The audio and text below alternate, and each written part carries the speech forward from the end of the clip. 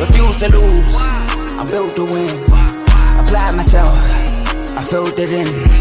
No time for the doubt, they counting me out, I'm getting it in. Yeah. No time for no loss, I'm paying the cost, I'm in it to win. Yeah. Refuse. Mine, it can't be diffused. If you ain't thinking the same, then we playing by different rules. You can't see the vision, we living at different views. Until we complete the mission, keep getting up, never snooze. I walked a mile in my shoes, had the mind of a fool, chasing diamonds and jewels. Trust me, I was confused. Started minding my business and used my mind as a tool. Ended up finding my purpose and found the time to get to it. They told me I couldn't do it, they told me I couldn't make it. They sold it, could never break it. That's sadly mistaken. I need a piece of the pie, I want it so bad I can taste it. They told me like told me, keep on running, toes they gon' take them. Refuse to lose, built to win. Applied myself, I filled it in. No time for the doubt, they counting me out, I'm getting it in. Yeah. No time for no loss, I pay for the cost, I'm winning to win. Yeah. Refuse to lose, I'm built to win. Applied myself, I filled it in.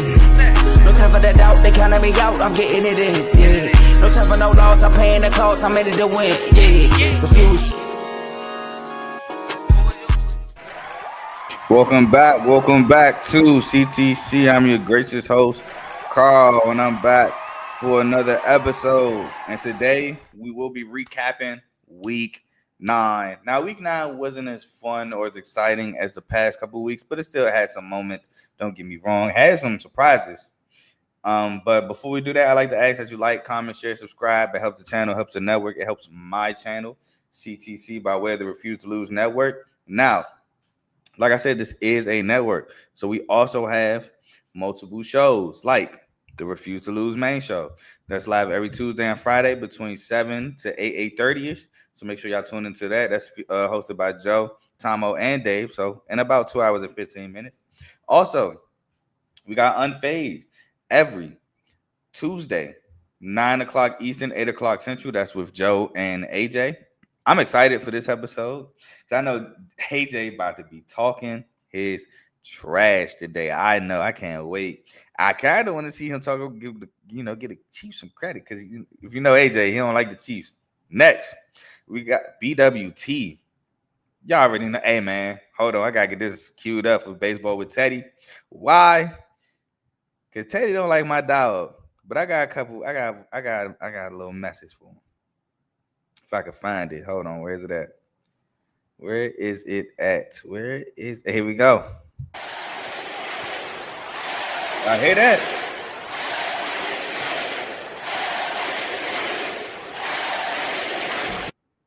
Bing bang.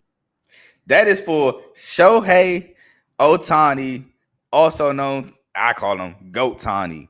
2 bombs, 4 hits, walked 4 to 5 times intentionally. MVP. Now, shout out Freddie, who ended a 17-inning game. The game didn't end until like 2 o'clock. Shout out Freddie for ending that game. But, man, what a performance in the World Series, man. Down 4-5 in the 7th inning. Like, literally, that came on as I turned from the Commanders game. That's literally the first play I watched in the World Series was Ohtani go yard to tie the game at 5-up. Man, what a World Series it's been so far. But we move on to FFC, Fantasy Football with Coach Coombs. His fantasy football show. He went live this morning. Week 8 is officially over in NFL. It is week 9 that starts off on Thursday with my Ravens. So make sure y'all tune in to Coach Coombs for some fantasy tidbits. Next, we have Dave's Doghouse highlights and lowlights of sport. So make sure you tune in for that. We have RBO, Road Ballers Only, featuring Vaughn, NBA show. Make sure y'all tune in. And finally, we have In the Red Corner boxing show featuring Ty, Ricky, and Tomo. They go live on Sundays. So tune into them. They go live on Sundays at 7.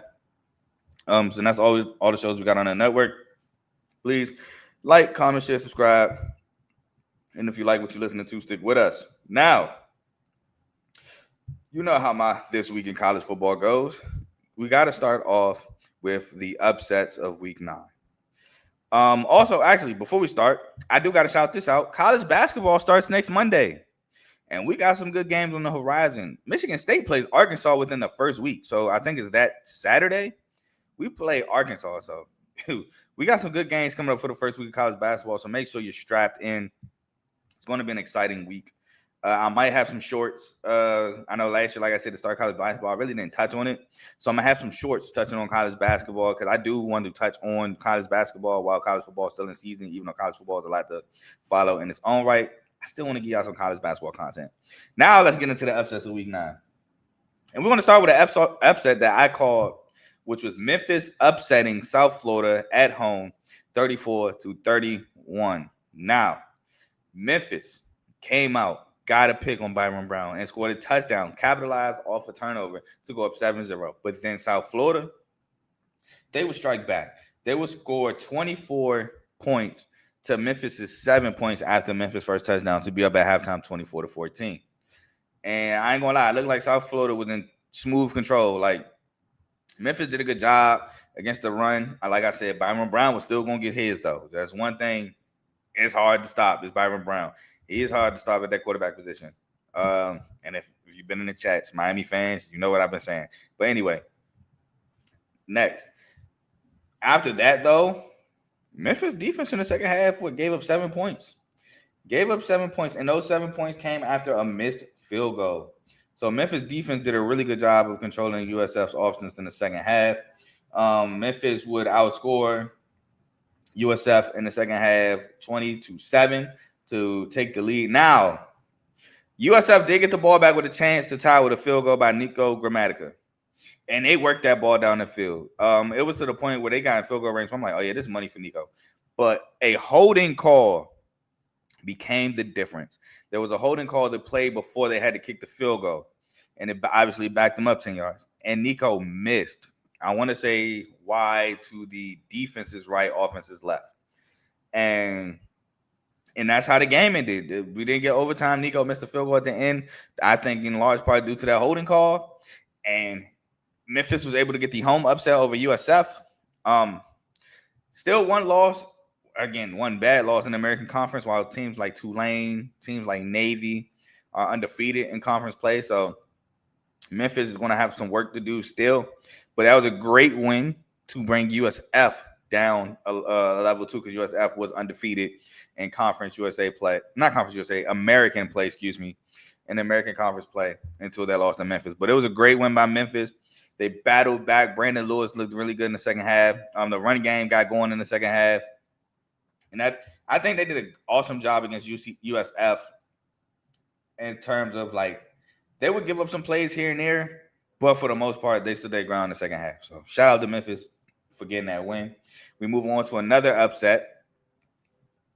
We have 23rd ranked Illinois takes a beating on the road against Washington. I did call this numerical, like, collegiate upset as well. Now in the books, it was Washington was favored, but we don't go off the books in college rankings. This is where you rank them. This is an upset. Even though I said last week you should rank Washington. Hey, I don't make the rankings. Anyway, Washington takes an early 14-3 lead against Illinois. They were moving the ball. I believe Roebuck, I think his name Roebuck, scored 2 touchdowns. Denzel Boston was having a day. But Illinois, Luke Almeyer, they were able to fight back. Hank Beatty make some plays. They fought back. And to take the lead 17-14 before some trickery put Washington up front at halftime 21-17. It was a double pass. They threw the ball left side to Denzel Boston. He comes around the right side, finds Jonah Coleman in the end zone wide open. I might say that was a pretty good pass by Boston to go up 21-17 at half. And in the second half, Washington just took off from there. They went on to score. I wrote it down because that's big math. They scored. No, it's not. I'm tripping. They outscored Illinois 21-8. So they were up 21-17 at halftime. They would go on to score 21 points to Illinois' 8 in the second half. And they just dominated. I think Illinois scored that touchdown like late in the game. Denzel Boston, like I said, he had a day. He went, well, I'll say his numbers and major performances because he is a major performer. And I told y'all to look out for him in that game. Absolutely had a day. Jonah Coleman had a pretty good day on the ground as well. Damon Williams went berserk on the ground, through the air. Damon Williams was definitely big in this game. But again, you force Illinois to play from behind. That's where mistakes are made. Altmaier threw a pick to Cario Davis. One pick got called back earlier in the end zone, but he was able to get the one on the sideline. to solidify his interception for the day. But it was just a great defensive day. Great day overall in the second half for Washington. And they go on to get a blowout win against Illinois. Still unranked. I'm not going to talk about the rankings until my 6:15 show, where I go over Conference USA today and tomorrow. And we got a Sun Belt game as well. But a huge day for Washington. But it leads to them being unranked, which 6-2, some good wins. I would reconsider ranking Washington yet again. I said last week they should be ranked. I think I'm going to stay on that train this week as well. But we move on to the final upset of the day in college football, of the week, I should say. We have Houston upsetting 24th ranked Arizona State. Now, Sam Levitt would leave this game early in the first quarter, but he would return and then leave this game late in the fourth quarter, which he would not return. But in the first quarter, when he left, I don't think that was a reason why Arizona State stalled. They just stalled. He missed the field goal that would have tied it at 3-3. Tanner Kozio had a day for Houston, 100 yards for the tight end out of Houston. Connor Wegman, he had a day as well for Houston. Houston offense just had a day until about the fourth quarter. That's when Arizona State woke up and finally started making plays. Malik McClain definitely was the receiver that stepped up in Jordan Tice's absence. I will say his numbers on major performances. He's there. Definitely stepped up. I knew Mateo, he was going to step up. I didn't know which receiver it was. Hey, by the way, the announcer violated. He did. I'm not going to lie. He did Malik McClain dirty. He said Malik McClain made a catch along the left sideline. Malik McClain has never been this good. I said, whoa, that's crazy. How you going to say that about the man? That you can say he never performed at this level or never put up numbers at this level, but to say he's never been this good, that's wild. So that's crazy. But Houston went up 24-0 before Arizona State would climb back into the game, cutting it as much as 24-16. Now, Jeff Sims did have the ball late game to lead a comeback drive to tie the game. And on 4th and 4, Kentrell Webb, shot out of a cannon, laid a hit, jarred the ball free. I don't even know why they looked at this for targeting. They looked at it for targeting. It clearly wasn't targeting. It was just a great football play. But if you hit somebody too hard, it must have targeted them. So that's crazy. But I'm glad they uphold the rule of no targeting, turnover on downs. Houston's kicker did miss to go up 2 scores, but roughing the kicker was called, which, I mean, he spun and hit the plant leg. It wasn't on purpose. It wasn't intentional, but the rule is there. So, yeah, while Kenny Dillingham does have a point of it being a soft call, by the letter of the law, it is the call. Plus, it was 18 seconds left. You have no timeouts, and Jeff Sims was leading it down the field. I don't think you convert. But nonetheless, Houston will go on to win this game, and now they are currently ranked. And shout out to Willie Fritz, who has Houston 7-1, who was a choice. That was my second candidate for the MSU job. Why MSU sucks. But we move on to notable games. And we got a couple. We don't got too many, but we got a couple. And we're going to start with Northwestern taking a tough loss on the road against Nebraska. I told y'all this game was going to be close. I was hinting at taking the points because I took the points. I ain't going to lie. I took the points. I took the 7.5. But, I made one mistake on the parlay. I changed something I shouldn't have changed, and the parlay would have hit. But y'all not here for that. Nebraska, they scored the first touchdown, but they would miss a field goal on their next drive. Northwestern would then score 2 field goals after Nebraska scored their first touchdown. It got to 7-6. Then Nebraska would take the opening second half kickoff to the crib for a touchdown, making it 14-6 before scoring again. I can't remember how they scored, but I think I wrote it down. But they did score again.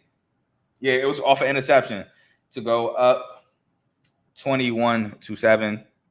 Then Northwestern would battle back. They would score back-to-back touchdowns to tie the game. Then both quarterbacks would trade interceptions. So Nebraska threw a pick. Northwestern was marching down the field, but Preston Stone throws a pick, and Nebraska would take that and score a touchdown. Scored the go-ahead touchdown before Northwestern would turn the ball over on downs. Now, this is what I want to talk about. Very controversial way to turn the ball over. It's 4th and 4, I believe.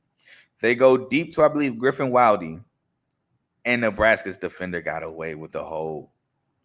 That should have been 10 yards in the first down for Northwestern. He held them on an out and up. Wildy can't get to the ball because he was held. I get pass interference is uncatchable, but it's only uncatchable because bruh held him. They don't call the flag on, I believe it was Marshall, and Nebraska takes over on downs and they win the game. But that was a big missed defensive pass interference right there. Not pass interference, excuse me. Defensive holding that they missed that ended the Northwestern drive and allowed Nebraska to escape with that win. But that was big. But we move on. Ole Miss. I knew offensively they'll get it going and they'll keep it going. Beats Oklahoma. 8th ranked Ole Miss beats 13th ranked Oklahoma 34-26 in Norman. Now, Ole Miss, man, offensively, it looked like the first 3 quarters of Georgia. They just getting down the field.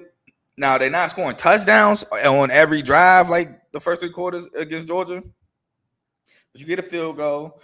Oklahoma comes back and tied with a field goal. But then they get a touchdown, and they go up as much as, 22-10 at one point. They got a big safety in the second quarter that swung momentum for Ole Miss that led to a field goal, actually, to make it like 15-10 before scoring 2 more field goals. No, was it 2 more field goals? I think it might have been a touchdown. But yeah, they went up 22-10. Yeah, they scored a touchdown before the half. Then Oklahoma will go score on 3 straight drives, a field goal and 2 touchdowns to take the lead at 26-25 before Ole Miss will score the last 9 points of the game, making the score 34-26. Now, after the game, we had a little trash talk between a player and Lane Kiffin. I think it was nothing too crazy, just a little friendly trash talk. It was friendly trash talk during the game, little post-game, little trash talk, nothing crazy. But I will say Ole Miss defensively did hold them down after they took the lead. So shout out to the defense for that. But Ole Miss offense, man, it's a tough machine to stop under Trinidad Chambliss. Now, granted, he, 24-44 ain't the greatest, but he got it done. They got big plays off of it, and he did a lot with his legs as well. And he opened up some runs for Kawan Lacey with his ability to run the ball. So ultimately, that was another great offensive performance for Ole Miss against a really good Oklahoma defense, by the way. Oklahoma has a really good defense, so that was a really good performance. Now, Ole Miss still looking to make the college football playoffs. For, I believe, the first time under the new era. I think for the first time, period. Yeah, I think this is the first time. If Ole Miss makes the playoffs, this would be the first time Ole Miss made the college football playoffs. So they're definitely looking to do that. They're looking to fight for a chance to play for the SEC. Now, the Georgia loss does hurt because the SEC is just loaded. Vanderbilt only has 1 loss. Bama has no losses in the SEC. Should have had one against South Carolina, but somebody wanted to fumble the ball. Vanderbilt, like I said, has 1 loss. Georgia has 1 loss. Ole Miss has 1 loss. Texas surprisingly only has 1 loss, but Texas plays Vanderbilt coming up. We'll talk about actually. I think this is a good segue to talk about. Oh no, not yet. But yeah, the SEC is just loaded right now, so it's going to be tough. Tennessee, I think, only has 1 loss in the SEC. No, they have 2. They lost to Georgia and Bama. So it's just a gauntlet right now in this SEC. But we'll move on to a game I didn't think I'd be talking about. I cannot lie. But it was a good game, good defensive game. The game was on drugs. We got to talk about SMU losing to Wake Forest at home. SMU 12, Wake Forest 13. In the game where it looked like Wake Forest wanted to give this game away. I'm going to be completely honest. It looked like Wake Forest was like, nah, we don't want to win.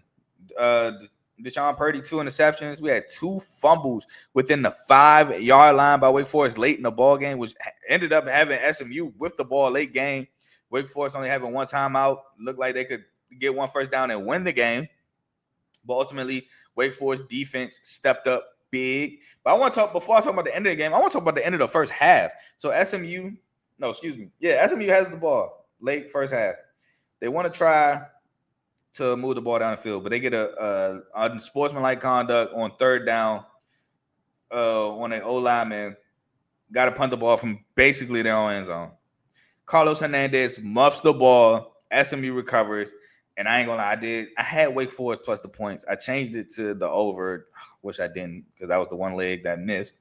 But I'm thinking, cool, Wake Forest got a little position to score. SMU with this offense. It'll eventually wake up, right? Wrong. Wake Forest picks the ball off the sideline. Looks like dude may have landed on the receiver's body, but his hip may have also been down. So they ended up ruling him being down. Wake Forest takes over. I'm like, all right, maybe Wake Forest can make a play. Wrong. Got an interception over the middle. But I believe Isaiah Wacobia, if I'm not mistaken, or maybe he's the one that missed it.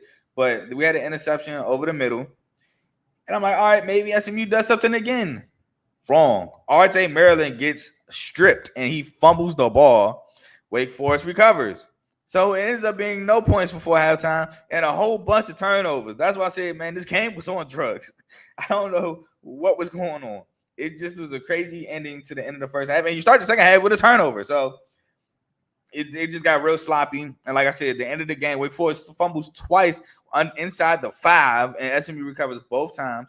But then SMU is unable to get the first down. They punt the ball to Wake Forest. They get the ball with 12 seconds. They're on like their side of the 50. So I think that's like the 40 or 40-ish range. Wake Forest is 40-ish. With 12 seconds, no timeouts. SMU just got no big plays.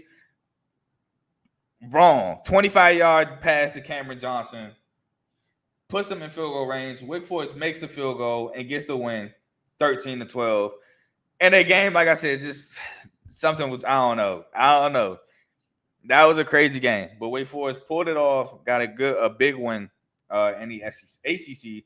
And possibly, I'm going to say it, they've pretty much eliminated SMU's chances of playing for an ACC title with how good the ACC's been. Georgia Tech is undefeated.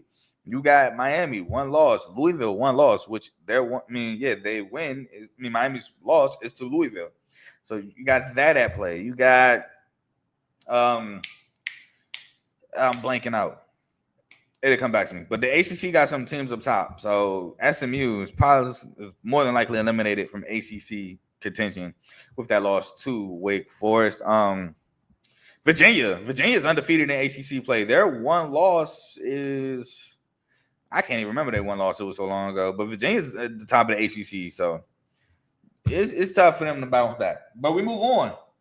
We have 3 more notable games to talk about, 2 in the SEC, and we're going to start with Mizzou, 15th ranked Mizzou, 10 at 10th ranked Vanderbilt, 17 is a final score. Now, this game was actually way more defensive than I thought.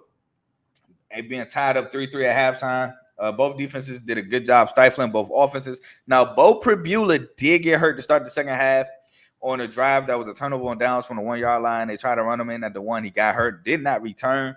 And Vandy would take the lead 10-3 off of a big run, a huge run. But Mizzou's backup quarterback didn't look bad. Zellers, he didn't look bad. He led a touchdown drive after that to tie the game. Late in the ball game, however, Vandy would score a touchdown late in the game to go ahead. After what it looked like Vandy may have fumbled at the 1-yard line, Mizzou looked to have gotten a big play at the goal line, but it was ruled that he didn't fumble. Vandy would then go on to score 17-10. Then Mizzou gets the ball back, gets in the Hail Mary range, and the Hail Mary's caught. He's just down at the 1-yard line. So Vandy avoided a bullet. And here's the issue. When Vandy went up for that Hail Mary ball, I saw nobody swat. I saw people trying to catch it. And Mizzou ended up with it. But thank God for Vandy that it was at the 1-yard line and the game was over. Vandy escaped. Pavia got Vanderbilt in the top 10 for the first time in my life. I don't know if it's the first time ever, but I've never seen Vanderbilt in the top 10, top 25. Well, I've seen them in the top 25 before, but never seen them in the top 10. So shout out to Pavia and the culture that him and Clark Lee is building at Vanderbilt. They are top 10, and they have, like I said, a matchup next week against Texas. We move on to next. 11th ranked BYU. Actually, as dogs, beat Iowa State. Like I said, it's 41-27.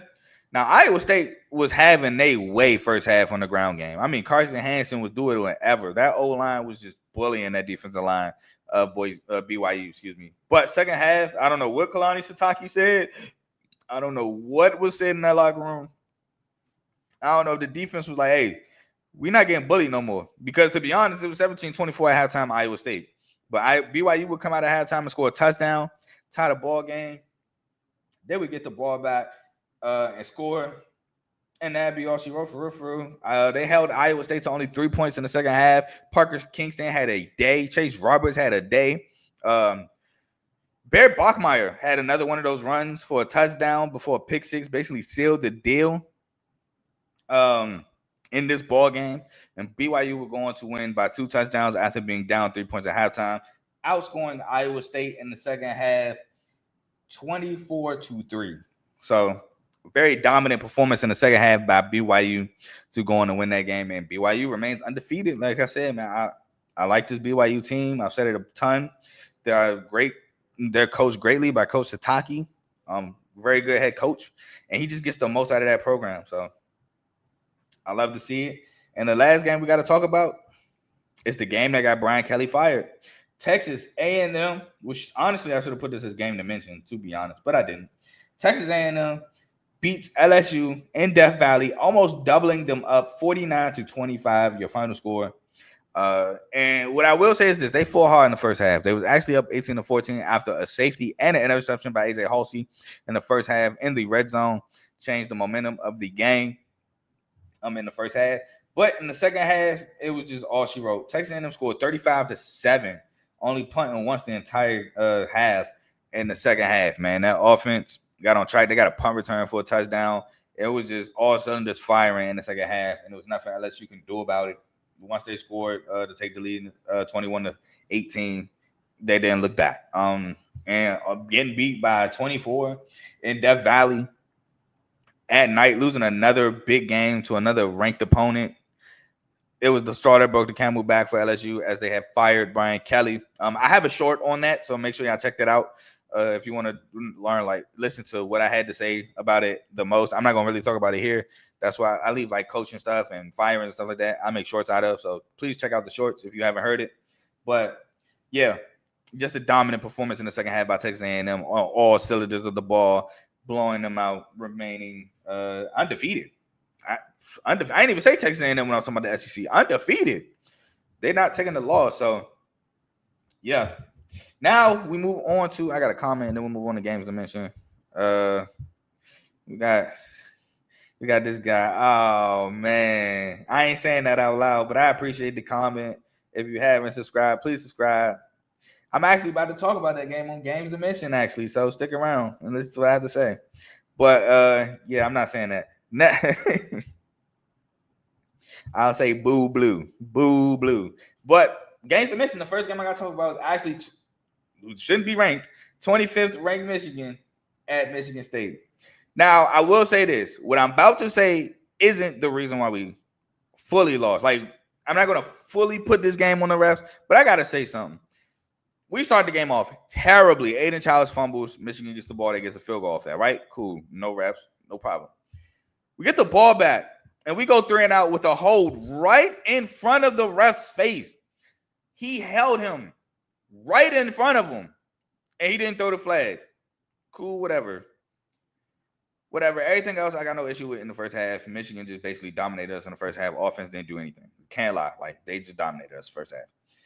But, I mean, we battled back. We scored a touchdown. We got it to 10-7 at one point. We got it to 10-7. Cool. But for the most part, we really didn't do much in the first half. Second half, right? I believe it's 10-7. Second half, they come down, they're driving. Get to a third down, 3rd and 8. We call a beautiful corner blitz. Bryce Underwood, I don't even know how he didn't see this coming. He was hot. He showed the whole way. But anyway, he didn't see it coming. He does not jump off sides. He forces a fumble because I ain't gonna lie. Bryce Underwood fumbled before he got hit. He was spooked. He dropped the ball, basically. We recover, get some yards. Offsides. Save him. Let's save him. Offsides. Come on, bro. Are you serious? He's not offsides. So they call a phantom offsides. They convert Justice Haynes around the edge, converts on 3rd down. They eventually converted for a touchdown. Huge momentum swing. That's the momentum, right? That's the ball game, in my opinion. That was it. But the rest of it from then on was just Michigan whooping us. I can't even lie. After that, they just dogged us. We couldn't stop the run, couldn't do anything. But if you're a Michigan fan, you have to be real with yourself. That is a big momentum bad call. Bad call. He was not offsides.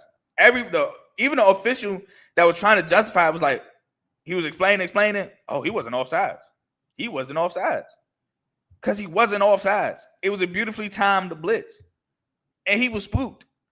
Now, I'm not saying that the refs had anything on the game. No, I'm not saying that. It's a bad call that saved Michigan. It is. If we get that, I'm not saying we score, but y'all don't convert and score. We take a touchdown off the board, and it's still a 3-point game. Our offense was getting whooped. That defense was whooping us. A 10-point lead felt like a 30-point lead, but it wouldn't be that if you don't throw that terrible call, and then you miss a pass interference on, I think that was Zeke Berry, on Nick Marsh. He clearly is early. Clearly. And no call. But when it comes to us, a ball that was uncatchable, we got called for PI. But like I said, that's not the whole reason why we lost. That was a big reason why I feel like we lost control of the game. But after that, Michigan basically dominated us. We had terrible 4th down calls back-to-back late in the game that would have put us in the game.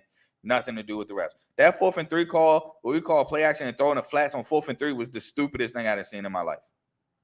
We need 3 yards. What are you throwing to the flats at the line of scrimmage for? And then the 4th and 1, hurry up. What are you doing? What are you like, bro? What are you doing? Oh my God. That was terrible. That's not the refs. That's us.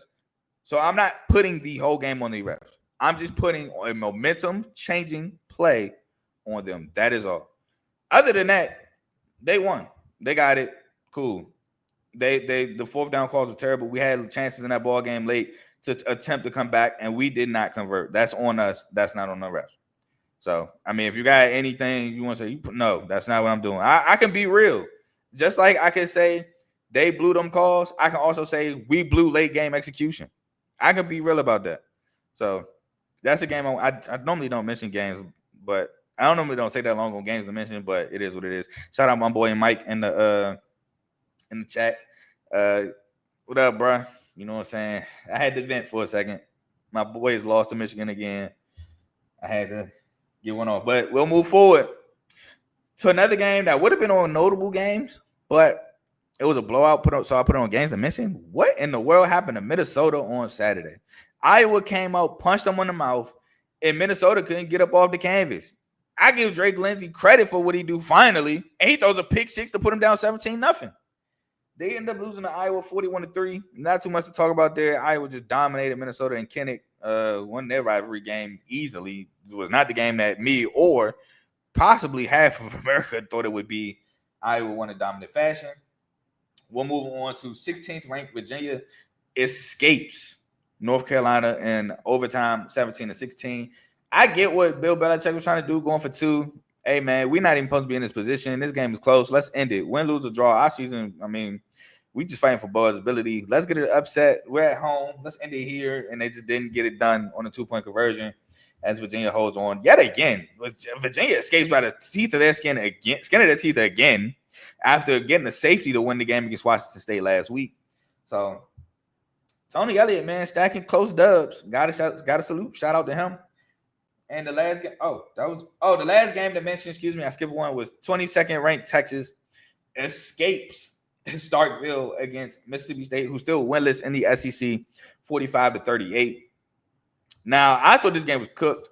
It was at one point Mississippi State was up 17, but a huge punt return down 7 ties the ball game. Mississippi State couldn't get anything in field goal range to tie to win the game in regulation after blowing a 17-point lead. Texas would score first in overtime. Mississippi State could not respond, and Texas would escape Starkville with a W. Again, Mississippi State is still winless in the SEC. So that's all the games I got to mention. Now we're gonna get into major performances, but that's not going to end the show today. To end the show, we're gonna list off some teams that are bowl eligible through week 9. But y'all know how we do for major performances. Name them off, give their stats, and we give them a round of applause here. So give me a second to get some water, and I believe I got anywhere between 25 to 30.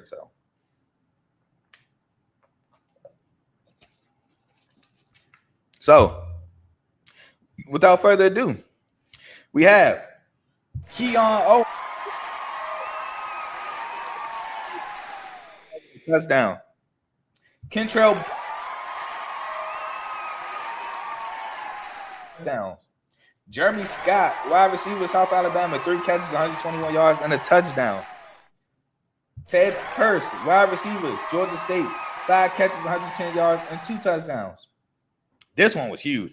Drew Mastermaker, quarterback, North Texas, 37 of 49, 608 yards, 4 touchdowns, and a pick. But 608 yards is crazy. Wyatt Young, wide receiver, North Texas, 9 catches, 190 yards, and a touchdown. Javon Nichols, wide receiver, Charlotte, 7 catches, 187 yards, and 2 touchdowns. We got Kyron Drones, quarterback, Virginia Tech, 9 of 18 for 119 yards and 3 touchdowns, which you might be saying, Carl, how is that amazing performance? With a pick, my apologies. We had 21 carries for 137 yards and 2 touchdowns, so 5 total touchdowns on a day, including the game-winning touchdown in overtime and double overtime and 2-point conversion on the same quarterback rat play, which I don't understand how Cal never seen it coming. After they hit him with that play 30,000 times over and over again. But we move on. Marcellus Hawkins, running back, Virginia Tech, 21 carries, 167 yards. Justice Haynes, running back, Michigan, 26 carries, 152 yards, and 2 touchdowns. E.J. Williams, wide receiver, Indiana, 5 catches, 109 yards, and 2 touchdowns. Haynes King, quarterback, 25 of 31, 304 yards, 3 touchdowns, 12 carries, 91 yards, and 2 touchdowns, so 5 total touchdowns. The quarterback for Georgia Tech, who is quietly having I don't want to say a Heisman-esque season, but he's undefeated. He's getting the job done on the ground a ton. He's doing a lot with his legs, so shout out to him. Xavier Robinson, running back, Oklahoma, 9 carries, 109 yards, and 2 touchdowns. Isaiah Santanga, wide receiver, Oklahoma, 6 catches, 131 yards, and a touchdown. Winston Watkins, wide receiver, Ole Miss, 4 catches, 111 yards. Mark Fletcher, running back, Miami Hurricanes, 23 carries, 106 yards, and 3 touchdowns. Parker Washington, wide receiver, BYU, 7 catches, 133 yards, and 2 touchdowns. Chase Roberts, wide receiver, BYU, 8 catches, 128 yards. Carson Hansen, running back, Iowa State, 16 carries, 152 yards, and 2 touchdowns. Joey Aguilar, quarterback, Tennessee, 20 of 26, 396 yards, and 3 touchdowns. Chris Brazil Jr., wide receiver, Tennessee, 4 catches, 138 yards, and a touchdown. Cutter Bowley, quarterback, Kentucky, 26 of 35, 330 yards, 5 touchdowns, and a pick. DJ Miller, wide receiver, Kentucky, 5 catches, 120 yards, and 2 touchdowns. Isaac Brown, running back, Louisville, 14 carries. Listen closely. 14 carries, 209 yards, and a touchdown. That is video game numbers. Ryan Wingo, wide receiver, Texas, 5 catches, 184 yards. Also wide receiver, video game numbers. Denzel Boston, 10 catches, 153 yards, and a touchdown, and a passing touchdown off the double pass play. Connor Wegman, 17 of 22, 201 yards, a touchdown with 21 carries for 111 yards and 2 touchdowns. So 3 total touchdowns on a day. The quarterback for Houston. Tanner Koziel, tight end, Houston, 7 catches, 100 yards, and a touchdown. Malik McClain, 7 catches, 159 yards for Arizona State. And Jace Brown, 4 catches, 160 yards, and a touchdown for Kansas State. Now, again, what that announcer said about Malik McClain was messed up. That was terrible. But we move on to our last segment of the day, of this episode. The bowl-eligible teams. I have a list of teams, that are bowl-eligible through Week 9, and we'll start in the ACC, where we have Georgia Tech, Louisville, Miami, Pittsburgh, and Virginia. So salute to those teams that are bowl eligible already in the ACC. Next, we have the American. We have Memphis, Navy, North Texas, South Florida, and Tulane. So those teams are all bowl eligible in the American Athletic Conference. The Big Ten, we have Indiana, Iowa, Michigan, Nebraska, Ohio State, Oregon, and Washington, all bowl eligible. My boys ain't going to make it this year, dog. The Big 12, we have BYU, Cincinnati, Houston, TCU, Texas Tech, Utah, all bowl eligible in the Big 12. In Conference USA, we only have one team that's bowl eligible, and that is the Western Kentucky Hilltoppers. I need them to find a way to get to the championship game, man. I really do. That was my Conference USA champion this year, so need it. We have nobody currently in the MAC. We will have one after the game, November 4th, which is next week. I think that's next Tuesday. We'll finally have one, but there's currently nobody bowl eligible in the MAC. In the Mountain West, we have Boise State, Hawaii. Shout out Hawaii. San Diego State, who I gave big ups to on my last show, and UNLV. So salute to them. The Mountain West title is actually a nice little race right now between Boise State, UNLV, and San Diego State. So salute to them. In the Pac-12, there's not really a Pac-12 team, and there will not be a Pac-12 eligible team. Oregon State, don't got to say much about them. Washington State, doubt it. In the SEC, however, we have 9 teams already available for a bowl game. That is Alabama, Georgia, Missouri, Ole Miss, Oklahoma, Tennessee, Texas, Texas A&M, and Vanderbilt, all bowl eligible currently. But in the SEC, you don't want just bowl eligibility, but salute to them. Vanderbilt would have loved to have been just bowl eligible not even a couple years ago. Now they're fighting for SEC championship. And the last 4 teams, because Notre Dame. Oh, I don't think Notre Dame was bowl eligible yet. The last 3 teams we have is James Madison, Southern Miss, and Troy, all bowl eligible out the Sun Belt. So salute to those teams. They are all bowl eligible. As my boy Bibby puts an elephant in the comment section. It was a good game, bro. Good game. I'm still hurt behind that one. Second year in a row, South Carolina blew a late game against Alabama, man. It sucks. But salute to you. And tell Worm stay on that side, too. To let them know. Stay on that side. Maryland, I don't know if Maryland won the game. Tomo says Maryland won the game since Worm went to Maryland. I don't know. Oh, no, they did. They beat Northern Illinois, I think. Whatever. Tell them stay on that side, baby. But that is the week 9 this week in college football. Appreciate everybody that tuned in.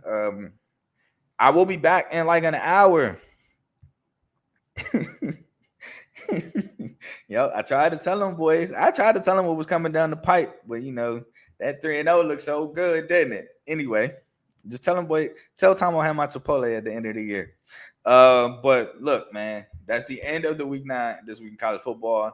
I will be back in like an hour to discuss week 10 weekday Conference USA. We got 3 Conference USA games and a Sun Belt game tonight. Well, 2 tonight, 2 tomorrow. And then I'll be back after that on Saturday again, man. I might do another Who You Got for Friday, but I'm not really in the mood. I don't want to say in the mood, but I don't really like a game to come on here and talk about Thursday or Friday. So I'll be back Saturday. I already wrote the games I'm going to talk about. I got 9 games to discuss on Saturday. So be on the lookout for that. The main show and Unfazed are both live tonight. So be on the look for that as well. Oh, I got to discuss my record.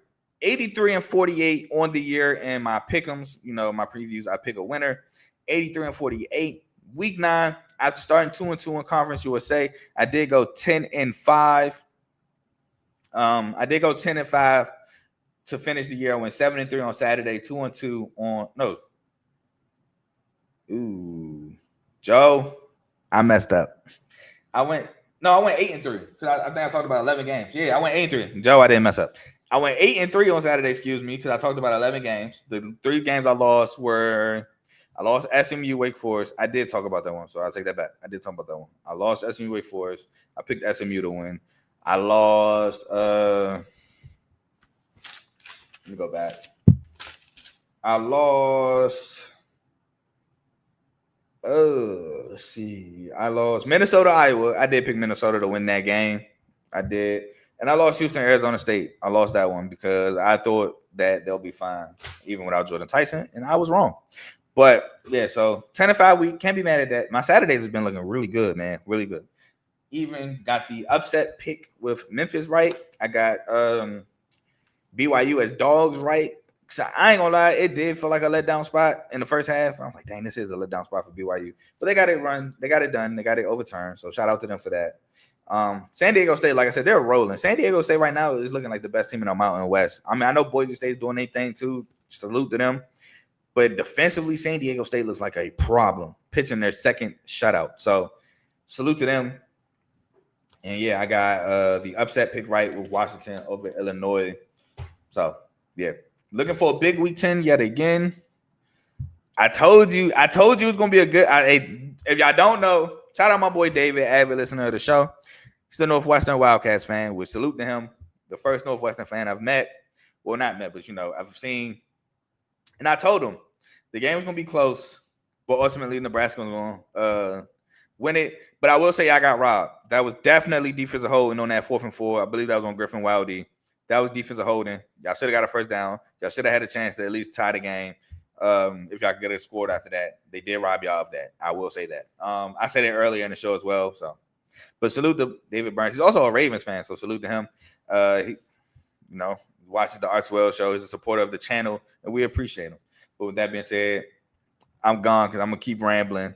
I will be back in like 45 minutes with the Week 10 conference, weekday conference USA. Y'all enjoy the rest of y'all day. I'm gone. Peace.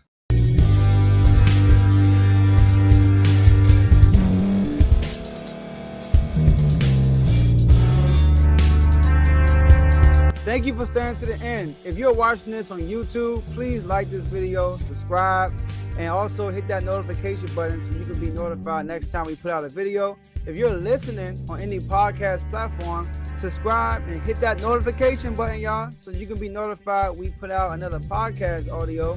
And last but not least, hit that share button. No matter what you're listening to or watching it, hit that share button and send it to somebody that you know that would love to watch this episode you just listened to. So once again, thank you for staying to the end, and we'll see y'all in the next episode.